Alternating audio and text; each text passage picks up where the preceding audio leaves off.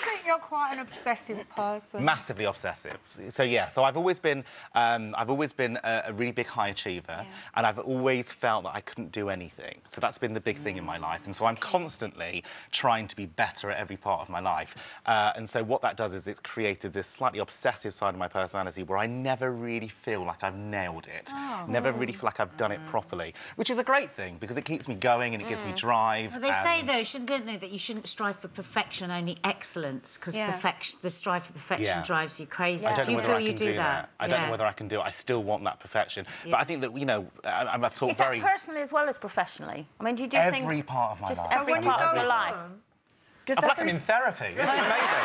Help me, help me. No, I'm slightly relating to this because my houses have to be minimalist. They have to be clean, they have to be ordered, and if they're not, when I go through the door, I feel uncomfortable. Yeah, I know when everything's been changed, so I can tell. So I've got this slightly photographic memory about stuff.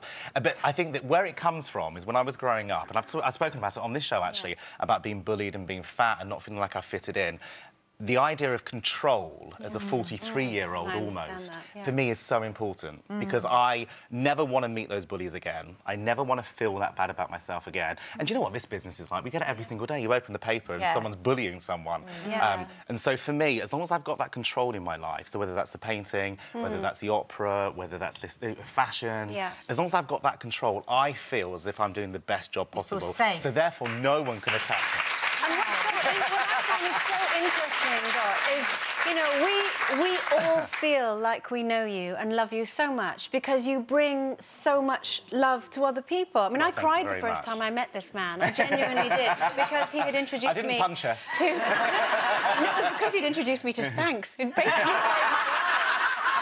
saved my life. I was forced so overweight after having my child. I had a stand-up row with him. No, I remember that as well. He went in my wardrobe and we had a violent disagreement. But what is so fascinating, and I think that people will find so intriguing hearing you say that, is you give so much of yourself to make other people feel good and feel confident about themselves. Do you know what? And that you go home and don't feel like that about yourself. It's really odd because I spent so many years growing up feeling as if everyone else was better than me. The idea that I can talk publicly about not being the best and it affect other people, young kids in particular, that are really struggling at the moment. And I think always have done, but I think in particular now, actually. The idea that if I can talk about all my hang-ups and what makes me tick, then I think it is healing. So it helps me, it also helps them, but also as well, it makes you realise that actually this whole world that we live in is pretty black and white. You know, it's pretty transparent. We can see what's going on. So let's not overcomplicate it. We're not all having the best time all the time. We're allowed to feel down. We're allowed to feel up. We're allowed to have all those kind of emotions.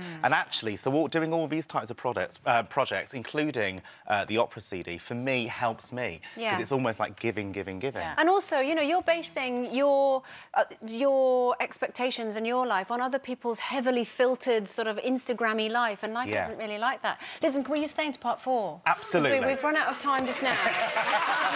Always.